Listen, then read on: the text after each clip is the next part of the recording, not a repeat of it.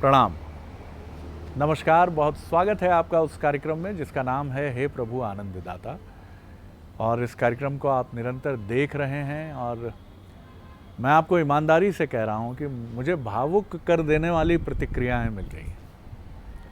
लोग जिस तरह के प्रतीक के साथ हमें लिख रहे हैं कि इस कार्यक्रम को आपने जिस रूप में प्रस्तुत, और सारा श्रेय मैं डॉक्टर साहब को दूंगा, हमारे विद्वान वक्ता डॉक्टर सुरेंद्र बिहारी गोस्वामी जी को।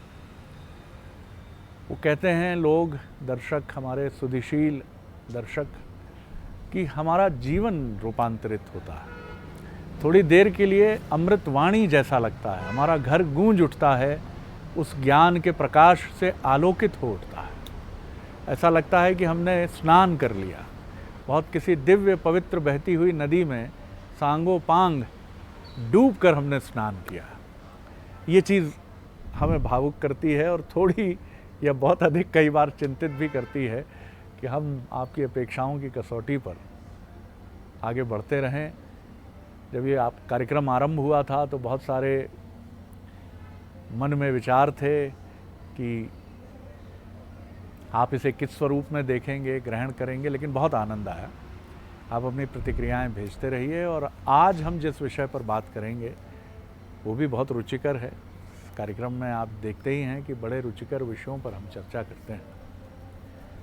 और ये विषय है बड़ा आध्यात्मिक भी है। अध्यात्म तो हर जगह ही है कि जीवन में हम मिलते जुलते हैं, नाते रिश्ते बनाते हैं, लेकिन बहुत कम लोगों के लिए हम इस शब्द का प्रयोग करते हैं कि घुल मिल गए हैं हम दोनों। और ये बहुत अंतरंग संबंधों में भी मैंने कई बार कहते सुना है कि घुले मिले नहीं भैया, हम लोग साथी तो हो गए, लेकिन ना वो मुझे ठीक से समझती हैं, ना शायद मैं उन्हें ठीक से समझ पाता हूँ। जीवन साथी की मैं बात कर रहा हूँ। मित्र भी हमारे कई होते हैं, लेकिन बहुत कम जगह हम ये कहते हैं कि हम घुले मिले हैं। कहीं कोई द्वंद्व नहीं है मन में, कहीं कोई कठिनाई नहीं है, हमें सब स्पष्ट है। तो ये घुलना मिलना क्या है? और ये घुलना मिलना तो दुनिया का हुआ, क्या उस व्यवस्था, उस परम सत्ता से भी जब तक हमारा घुलना मिलना नहीं होता तब तक वो परम सत्य भी हमारे साथ एकाकार नहीं होगा, हम उसको भी नहीं समझ पाएंगे। और आखिर घुलने मिलने में कौन सी चीज़ें बाधक बनती हैं? कई जगह मैं अपना मन सामने वाले मित्र, सहचर, पत्नी, माता पिता, बहन, भाई, समाज के अन्य साथी सहकर्मी, उनके सामने रख रहा हूँ, वरिष्ठ जनों के सामने, कनिष्ठ जनों के सामने, लेकिन मुझे लग रहा है मैंने तो अपने पत्ते खोल दिए सारे। मैं तो घुलने मिलने की तरफ कई कदम बढ़ चला। आपने उस घुलने मिलने को भी हथियार बना लिया। आपने मेरे सारे भीतर की बातें सुन ली और उसका कहीं ना कहीं दुरुपयोग भी कर लिया। ऐसे भी घटनाक्रम सामने आते हैं जब व्यक्ति खुद को ठगा हुआ अनुभव करता है कि मैंने अपने मन की बात कह दी, उन्होंने इसको इस रूप में प्रस्तुत कर दिया। तो ये घुलना मिलना मनुष्य की एक जटिल प्रवृत्ति क्यों बन जाता है? और जहाँ हम घुल मिल जाते हैं वहाँ हम क्यों तितली की तरह हवा में उड़ने लगते हैं? घुलने मिलने में बाधक क्या है? घुलने मिलने के लिए ज़रूरी क्या है? और जो लोग ये कहते हैं मैं घुल मिल नहीं पाता, क्या उनकी कोई मनोवैज्ञानिक समस्या है या उनके भीतर कहीं कोई खटराग ऐसा है जो उनको घुलने मिलने से रोकता है? उनकी बुद्धि कुछ अतिशय जागृत है, क्या कारण है? इन सारे प्रश्नों के उत्तर देंगे हमारे विद्वान वक्ता, मानस मर्मज्ञ, भगवत गीता के अध्येता प्रोफेसर डॉक्टर सुरेंद्र बिहारी गोस्वामी। प्रणाम करता हूँ गोस्वामी जी। आज आप अच्छा शब्द लेकर आए हैं जो तुकबंदी के हिसाब से भी ठीक है और बोलचाल में सर्वाधिक प्रयोग होने वाला शब्द है, घुल मिल नहीं पाया आप जी। अध्यात्म में व्यवहारिक जगत के बहुत से उदाहरण और शब्दों को लिया जाता है ताकि उनके आधार पर आपके सामने बहुत सुंदर उदाहरण और दृष्टांत प्रस्तुत किए जा सकें जिसके आपको सहजता से समझाया जा सके। क्योंकि गूढ़ विषयों का चिंतन करते समय अगर बोलचाल की भाषाओं के शब्दों को लेकर आए तो आपको बहुत अच्छा समझ में आता है। इसलिए मुहावरों का भी उपयोग किया जाता है, इसलिए दैनंदिन जीवन में भी कहा जाता है जितनी चीज़ें कही जाती हैं। अब आप देखिए, आपके घुलना मिलना दोनों शब्दों को मैं देख रहा हूँ तो मुझे अध्यात्म के दो और शब्द ध्यान आ रहे हैं, इसको मिला देते हैं और इसके तीन स्वरूप कर देते हैं। एक शब्द है गलना, एक शब्द है गलना, एक शब्द है धुलना, धुलना, और एक शब्द है घुलना। ध्यान रखिएगा, ये तीन बिल्कुल बड़े एक से उच्चारण वाले शब्द हैं। अब गलना शब्द का उपयोग अध्यात्म में कहाँ किया जाता है? गलना कब होता है? गलना जो है निष्फल जीवन के लिए उपयोग किया जाता है। जो विषयाशक्ति में बनकर निरर्थक जीवन कर देते हैं वो गल जाते हैं। गलना शब्द जो है सड़ने का प्रतीक है। फिर भटकते रहो 84 के फेरे में, गल गए। जिस धन के पीछे दौड़ रहे थे गल गया। तुम्हारे दुष्कर्म गलने की श्रेणी में आ जाते हैं। तुम्हारे जितने भी प्रतिकूल कर्म हैं वो गलने की श्रेणी में आ जाते हैं। छोटे से जीवन का, दुर्लभ जीवन का समुचित उपयोग ना करना जीवन को गलाना है। जैसे इसके लिए बड़ी सुंदर बात कही है, एक सुंदर उदाहरण देते हैं। जैसे पुतली लोन की, नमक की पुतली, नमक की, और सिंधु थाह गई लेन। वो छोटा सा जीवन प्राप्त करके तर्क वितर्क कुतर्क में पड़ गई है कि फिर क्या हुआ, फिर उसका क्या हुआ, फिर इधर क्या हुआ। संशय में पड़ गई, संसार के शंका समाधान में। तो जैसे पुतली लोन की और सिंधु थाह गई लेन, संसार सागर में वो जा रही है गर्त में पता करने के लिए, और गलते गलते गल गई और कह ना पाई बैन, निरर्थक हो गई। वो तो जैसे ही जैसे जल में उतरी वो गल गई। देखिए शब्द उपयोग समझिए, गल गई, गलना है ये शब्द। जब भी हम अवनत होते हैं, गिरते हैं, असफल होते हैं तो गल जाते हैं। ध्यान रखिएगा, हम गढ़ते ही इसलिए हैं कि गल जाएं। नाशवानता के चरम का उदाहरण है गलना। नाशवान शरीर गल जाएगा, ये गलना शब्द हो गया। एक शब्द है धुलना। ये आपको कर्मवान बनाने के लिए, संसार चक्र में उत्तम प्रयत्नशील बनाने के लिए एक प्रयत्न है। इसमें अभिमान शामिल है जी। धुलने का अर्थ होता है श्रेष्ठ कर्म करना। अच्छा, साफ सुथरा रहो, गंदगी आ गई धो लो, प्रायश्चित कर लो, फिर से उठो, फिर से जागो, फिर से बढ़ो, फिर से चलो। ये धुलना है। चदरिया लेकर आए हूं, मैली हो गई है। ऊपर से बढ़िया सुंदर चदरिया लेकर आए थे, मैली हो गई है, धो उसे। कैसे? सत्कर्मों से। आपको परमार्थी बनाने की प्रक्रिया है, आपको शुभ कर्मों में चलाने की प्रक्रिया है। यही वो धुलना है जो आपको स्वर्ग प्रदान करती है। यही वो धुलना है जो जीवन में सारे सुख देने की अनुभूति और लालसा प्रदान करती है। यही वो धुलना है जो आपको प्रशंसनीय होने के लिए आतुर करती है। यही वो धुलना है जिसके आधार पर आप चारों तरफ देखते हो कि आप शुभ हो कि नहीं हो, आपका व्यक्तित्व दिव्य लग रहा है कि नहीं। लेकिन इसमें अभिमान होता है। देखो, मैं गया तो सब लोग मुझे देख रहे थे, धुले कपड़े पहन के आए हो ना, सब देख रहे हैं आपको। आपका बहिरंग बहुत अच्छा हो गया है, आप चमकदार हो गए हैं, आपको लोग जानने लगे हैं चारों तरफ। ये धुलना है। आप मेरी बात समझ पाए? बहुत शुभ कर्मों को समझ पाना, बहुत सुंदर। शुभ कर्म करना। शरीरम स्वरूपम नवीनम इसको कलत्रम। इस तरह से भी समझिए कि उत्तम कर्म करके समाज में एक प्रतिष्ठित छवि को अर्जित करना धुलना है। इसमें फलाशक्ति होती है, फलाशक्ति हो। आपको चाहिए अपनी क्रिया के प्रति, लोग देखें, आपको धन्यवाद चाहिए, यस, आपको साधुवाद चाहिए, बहुत सुंदर आपको प्रशंसा चाहिए, आपको प्रतिफल चाहिए। प्रतिफल चाहिए। ये धुलना है, ये उसके लिए आप श्रम करते हो। एक विद्यार्थी की गलना निष्काम जीवन, निष्काम जीवन, निष्काम नहीं, दरिद्र जीवन, दरिद्र जीवन का, आलसी जीवन की, प्रमादी जीवन, निष्फल जीवन का, जिसका कोई अर्थ ही नहीं निकला, उसका है गलना। और किसी फल की अभीप्सा के साथ यश कीर्ति की तरफ बढ़ना धुलना। जी, ये सफल जीवन की निशानी, सफल जीवन की निशानी। जी, वो जो है असफल जीवन हो गया, गलना, गल गए आप, गल भूल गए लोग आपको, विस्मृत हो गए आपको, जीवन व्यर्थ कर दिया। वृथा गता तस्य नरस्य जीवनम, गल गया आप। और आपका जीवन सफल हो गया, बढ़िया अच्छे शुभ हो गए। और साहब क्या नाम कमाया आपके बेटे ने, अद्भुत, धुल गया। कितनी अच्छी संगत है, कितनी अच्छी वेशभूषा है, कितनी अच्छी वाणी है, आप सफल जीवन जी रहे हैं, धुल गए। लेकिन धुलने में फिर से गंदगी का भय बना होता है।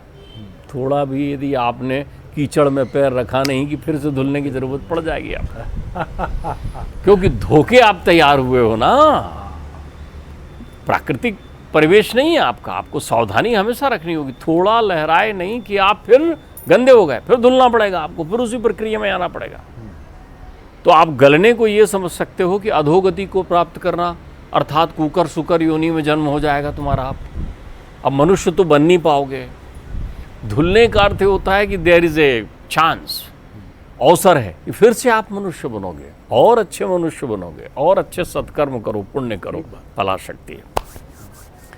घुलना बड़ी विशेष अर्थों की चीज होती है। घुलने से ही मिलता है, घुलने से ही मिलता है। शिव ने कहा कि सुनो पार्वती, सारे देवता बैठे हुए थे और सब पूछ रहे थे कि वो मिलता कैसे है, वो मिलता कैसे है, वो मिलता कैसे है।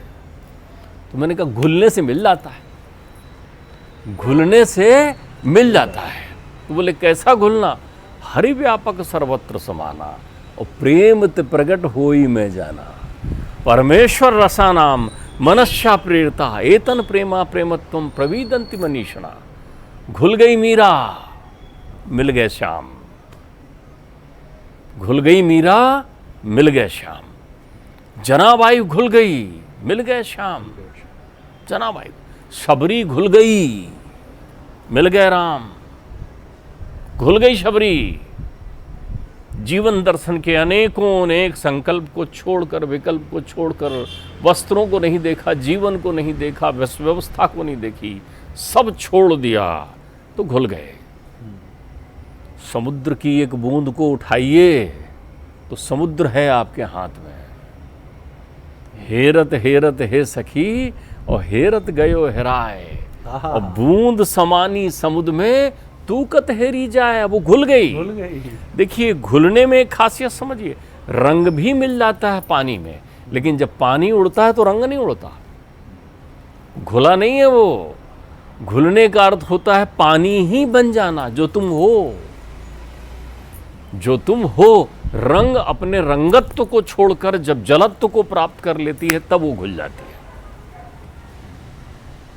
आत्मा परमात्मा ही है, लेकिन जब आत्मा अपने स्वरूप से उस परमात्मा में समाहित हो जाती है, भेद नहीं रहता। मीरा बावली उस मंदिर में विषपान करके और अपना वीणा वादन करते हुए, झंकृत तालों के बीच में नाचते हुए, शाम को पुकारते हुए घुसी उस मंदिर में, तो फिर मीरा मिली नहीं। मीरा की कोई समाधि नहीं है, वो तो घुल गई थी, सशरीर पहुंच गई। ध्रुव ऐसे घुले कि ध्रुव की कहीं समाधि नहीं है। देखिए घुलते केवल परमात्मा है। अवतार जो लेकर आते हैं अवतारी पुरुष, वो घुल जाते हैं। और वो घुलने की शक्ति किसको प्राप्त हो जाती है? जो प्रेमत्व का रंग धारण कर लेता है। प्रेमत्व जिसके रोम रोम में जड़ता खत्म हो गई है आपके जीवन से। जितनी जड़ता है उसे ही धोते हैं आप। जितनी जड़ता है मैली हो जाए तो गला देती है आपको, लेकिन अगर जड़ता से त्याग करके आप उस चेतन भाव को पकड़ लेते हैं तो फिर मिल जाते हैं आप। उसी को कहते हैं घुलना और मिलना। तो किससे मिलना? आत्मा का आत्मा से मिलना, ये मिलना है वहां पर। मिलना मतलब शरीर का शरीर से मिलना नहीं है। आलिंगन तो वहां हो जाता है। रास में बैठी हुई प्रत्येक गोपिकाएं मिल गईं, घुल गई थी इसलिए मिल गई। रासेश्वरी जो है वो देवी में मिल गई, भेद खत्म हो गया। आप तो ढूंढ रहे हो रिश्ते नाते, बंधु बांधव, कुटुंब, कबीले, परिवार सब हैं, तो धोते रहिए, धुलते रहिए, आप सफाई कर लीजिए। आप मिले नहीं हो, आप मिलने को कहते हैं अत्यांतिक प्रलय आपके जीवन में। जीते जी मुक्त हो जाना, जड़ में रहते हुए भी चेतन भाव को प्राप्त करना। आपने कभी देखा है कोई ऐसा स्थान, कोई ऐसी तिथि बताइए जो अवतारी पुरुषों की पुण्य तिथि के रूप में मनाई जाती हो?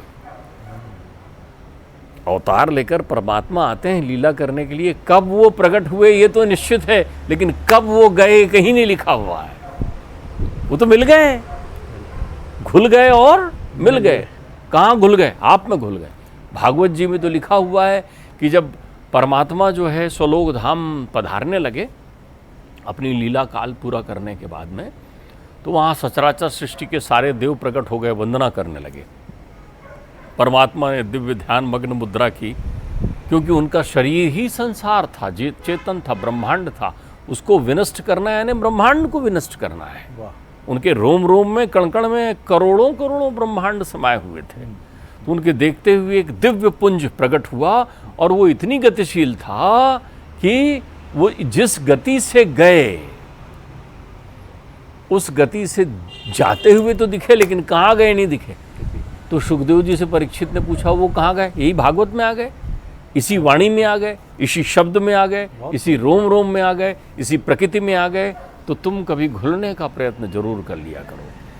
अगर मिलना है उससे, तो जो घुला मिला आदमी होता है वो अद्वैतवादी हो जाता है। वो आप में और मुझ में भेद नहीं करता, वो तेरा मेरा नहीं करता। वो जिसको भी देखता है वो कहता है, आहा, सृष्टि की सुंदरतम रचना, मेरा ही प्रतिरूप चला आ रहा है, ऊपर वाले ने इसे भी रचा है, मुझे भी रचा है। वो घुलने की कोशिश करता है, सारे रंग छोड़ देता है, सारी जड़ता छोड़ देता है। तो घुलने का अर्थ होता है जड़ता से विरक्त हो जाना। तो आपके जीवन में जितनी भी जड़ता है, उसको जैसे ही आप त्यागते हैं, आप विशुद्ध चेतन तत्व हो जाते हैं। तो चेतन तत्व जो है उस चैतन्य में कब समाहित हो जाती है मालूम ही नहीं चलता, और चेतन को चेतन मिल जाता है। ये है घुलना और मिलना। लेकिन हम धुलने का काम तो कर लेते हैं। हम अपने जीवन के कुकर्मों में, हमारे कृत्यों में गलते रहने का भी काम कर लेते हैं। धुलना अच्छी बात है, लेकिन धुलते धुलते एक ऐसी सीमा भी आ सकती है परमात्मा की कृपा से कि आपको धुलने में घुलने की कला आ जाए। तुकाराम बनाते थे मिट्टी के घड़े। तुकाराम को चहुओं कण कण में परमात्मा की अनुभूति होती थी। तो तुकाराम मिट्टी सांध रहे थे। उनकी पत्नी बड़ी कर्कशा थी, उन्होंने छोटे बालक को उनके पास भेज दिया था। तुकाराम पांडुरंग में खो गए। उन्हें लगा, आहा, पांडुरंग आए हैं और मैं नृत्य कर रहा हूँ। वो भूल गए कि वो अपने पैरों से मिट्टी को रौंद रहे हैं। उनकी अनुभूति तो ये हो गई कि पांडुरंग सामने है और मेरे दोनों पैर चल रहे हैं, मैं नृत्य कर रहा हूँ। वो जोर जोर से पैरों को चलाने लगे और पांडुरंगा पांडुरंगा पांडुरंगा गाने लगे। उनका छोटा अबोध बालक शिशु जो अभी चलना ही शुरू किया था, चलते चलते आया, पिता के पैर पकड़ा, पिता के पैर का झटका लगा और पिता के पैरों की तरह कुचल कर वो मिट्टी में ही मिल गया। और ये तो घुले हुए थे ना, तो ये पांडुरंग पांडुरंग करते रहे। पत्नी आई, कहाँ है पुत्र? तुकाराम ने कहा, मला माहित नहीं है, कुठे गेले? मुझे क्या मालूम, मैं तो पांडुरंग के साथ नृत्य कर रहा था। उन्होंने ढूंढा, देखा, उसके अवशेष दिखाई पड़े तो उन्होंने कहा, हाहाकार करके चिल्लाने लगी कि ये तुमने क्या किया? अरे बोले, वो मिट्टी का था, मिट्टी में कब मिल गया मुझे क्या मालूम, मैं तो पांडुरंग के सामने नाच रहा था, अभी तो आए थे पांडुरंग, पूछ लो उनसे। हे पांडुरंग, आवाज लगाया उन्होंने। पांडुरंग आ गए। उन्होंने कहा, पांडुरंगा ये कह रही है कि मैंने अपने पुत्र को रौंद दिया। वो कहते, कहाँ? वो खेल रहा है, वो खेल रहा है। तो घुल गए थे। वो कितनी चेतनाओं का निर्माण कर देते हैं। तो परमात्मा करे तुम भी अपने जीवन में घुलना मिलना सीख लो, क्योंकि जीवन थोड़ा है। घुल लो और मिल लो। आपके इस प्रसंग ने भावुक कर दिया। बहुत सुंदर दृष्टांत मन में कौंधा। अक्सर लोग कहते हैं, मैंने कुछ ऐसे लोगों को सुना है जिनके लिए अंग्रेजी में कहते हैं कि they are belonging to a certain class. वो किसी एक श्रेष्ठी वर्ग को उसका प्रतिनिधित्व करते हैं। और वो अक्सर उनको देखा है, कुछ उपेक्षा से मैंने भी सुना है कि I can't mix up properly. मैं इन लोगों के साथ घुल मिल नहीं पाता। क्यों नहीं घुल मिल पाते? क्योंकि श्रेष्ठता का बोध है। शक्कर दूध में मिलती है, शक्कर का कोई अहंकार नहीं है, रंग की तरह। बहुत सुंदर उदाहरण दिया डॉक्टर साहब ने। आप कल्पना कीजिए, अगर शक्कर का रंग होता तो वो दूध के श्वेत रंग को लाल रंग में बदल देती, हरे रंग में बदल देती। और हमारी मजबूरी होती कि मीठा लेना है दूध के साथ या किसी भी वस्तु में, तो इनकी रंग की दादागिरी को बर्दाश्त करना पड़ेगा। ये घुल तो गई लेकिन अपना अभिमान नहीं छोड़ा। इसने कहा कि मेरा जो रंग है वो तो रहेगा, दूध को हरा कर दूंगी मैं शक्कर हूं, मैं एक सर्टेन क्लास को बिलोंग करती हूं। लेकिन जो बात डॉक्टर साहब से मैं समझ पाया कि अपने अहंकार का विसर्जन करना ही घुलना है, अपने श्रेष्ठ भाव को विसर्जित करना ही घुलना है। और सब जब तिरोहित हो जाता है, जब पांडुरंगा पांडुरंगा तुम ही बताओ कौन था यहां आसपास, मला तो माहित नहीं कि ओहो चरम है डॉक्टर साहब। देखिए, मैं एक बात और कह रहा था, आपने अंग्रेजी का एक शब्द का उपयोग किया, मिक्सअप हो जाना। मिक्सअप घुलना नहीं है, मिल जाना है। घुलने के लिए वो यथार्थ शब्द मुझे प्रतीत नहीं होता। सॉल्युबिलिटी जो है दैट इज द राइट। घुलना जो है, आप देखिए गन्ने में शक्कर घुला हुआ होता है। हाँ, बहुत सुंदर उदाहरण दिया। गन्ना आप ले लीजिए, yes. लकड़ी में अग्नि घुली होती है। एक लकड़ी को ले लीजिए तो उसमें अग्नि है, उस कास्ट में लकड़ी में अग्नि है। आप जब उसको घिसेंगे तो वो घुलनशील अग्नि जो है वो प्रकट हो जाएगी। जो घुलता है वो प्रकट होता है, जो धुलता है वो मिल जाता है, सामने आता है। प्रत्यक्ष धुलने वाला होता है, घुलने वाला तो प्रकट होता है हमेशा। साहब गजब का सूत्र मिला है, तो इसको गांठ बांध लीजिए, इसको समेट लीजिए अपनी मन आत्मा में कि जो है, जो घुला हुआ है वही प्रकट होता है और वही परम वैभव और परम सत्य को प्राप्त होता है। परम वैभव यानी मन की शांति से बड़ा वैभव क्या है साहब। आनंद आ गया आज के एपिसोड में। प्रणाम करता हूँ आपको, प्रणाम करता हूँ। अगले एपिसोड में एक और विषय लेकर उपस्थित होंगे, अनुमति दीजिए।